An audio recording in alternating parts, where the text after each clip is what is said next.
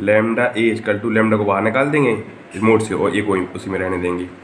A vector plus B vector equal to होता है B vector plus A vector. A vector into B vector not equal to होता है B vector into A vector. A vector plus B vector plus C vector equal to होता है आपका A vector plus B vector plus C vector. A vector minus A vector equal to होता है zero vector.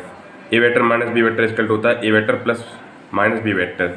A vector plus zero vector equal to होता है A vector होता है। Scalar quantity में A vector into B vector equal to होता है A B cos theta होता है।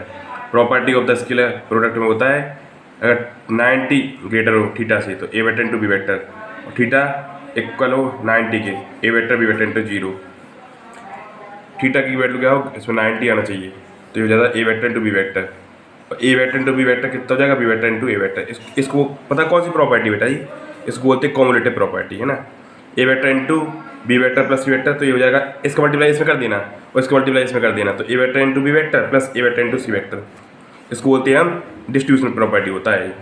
A vector into B vector इसका टू जीरो होता है, इस अगर जीरो थीटा वैल्यू 90 है तो A vector into B vector इसका to A B theta equal to zero. A vector into B vector equal to minus A B theta equal to 180। A vector into A vector equal to होता है A square, इसमें होता है I into J equal to J into K into I cap, इसको बोलते हैं zero.